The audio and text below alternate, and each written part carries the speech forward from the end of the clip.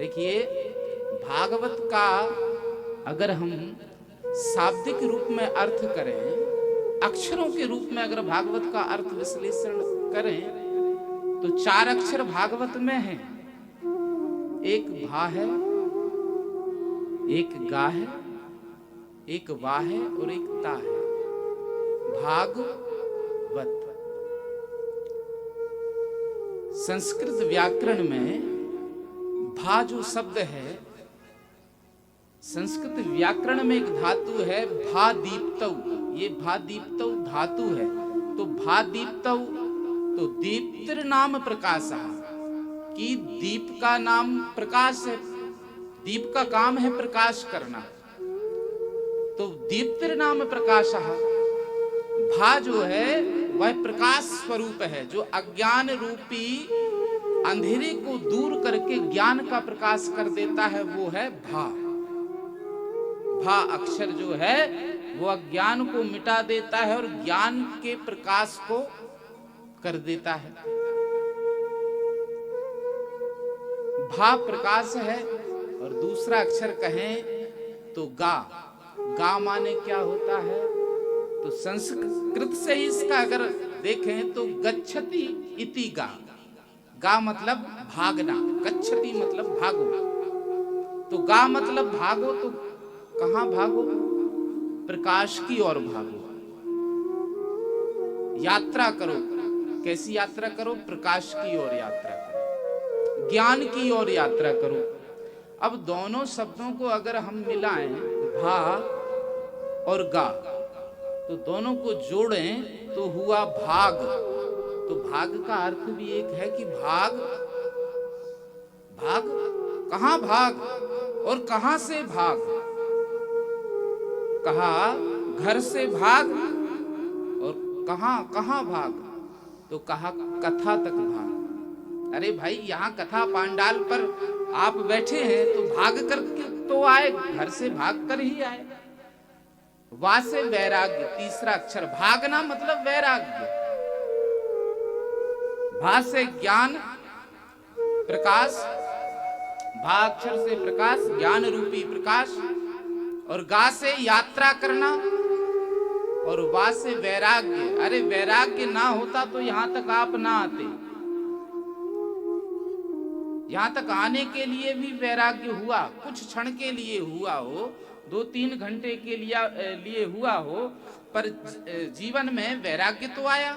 भले ही क्षण भंगुर वैराग्य हो, अभी 3 घंटे बाद जाकर फिर आप घर चले जाएंगे, पर कुछ क्षण के लिए यहां आकर के आप सब कुछ भूल गए हैं, सब कुछ भूल गए।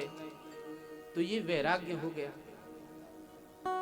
इसलिए वैराग्य जरूरी है। अगर ज्ञान का प्रकाश चाहिए, भक्ति का प्रकाश चाहिए, तो छोड़ना पड़ेगा। पर वैराग्य का मतलब ये नहीं होता कि घर और परिवार को छोड़ दो। वैराग्य का मतलब होता है भोगों को छोड़ दो। घर को मत छोड़ो, परिवार को मत छोड़ो, बच्चों को मत छोड़ो, छोड़ो पर भोग छोड़ दो।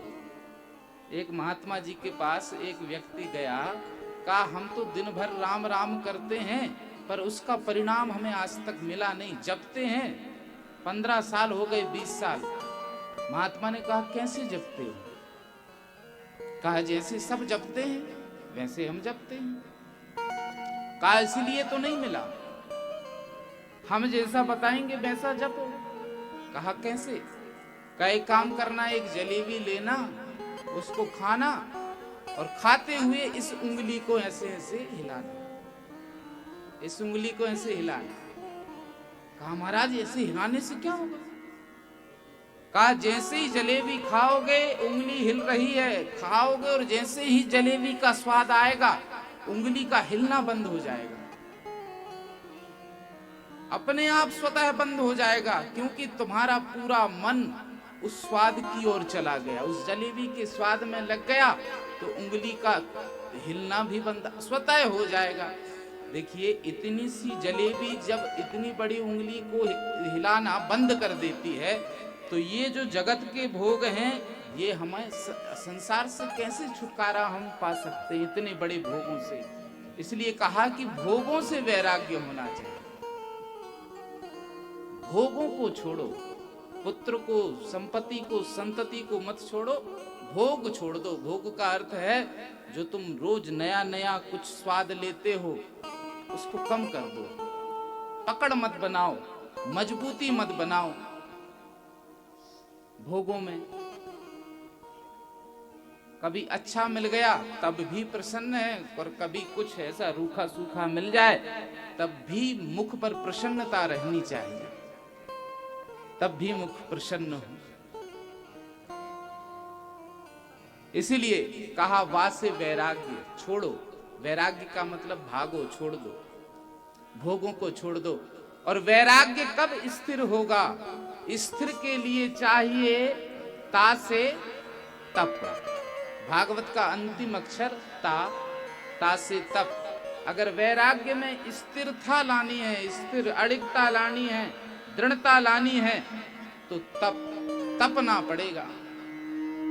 एक विद्यार्थी को तपना पड़ता है विद्या पाने के लिए। एक विद्यार्थी को तपना पड़ता है विद्या पाने के लिए। एक व्यापारी को लक्ष्मी पाने के लिए, पैसा पाने के लिए दिन भर तपना पड़ता है दुकान में। सबको तपना पड़ा। भगवान राम को राज सिंहासन पाने के लिए 14 वर्ष तपना पड़ा। भगवान कृष्ण को वृंदावन में तपना पड़ा, गोकुल में तपना पड़ा, तब जाकर के द्वारिकाधीश बने।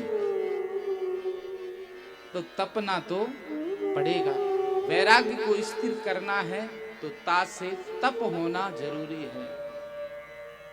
तपना पड़ता है, मुश्किलें आती हैं, संघर्ष आते हैं, संघर्ष करना पड़ता है।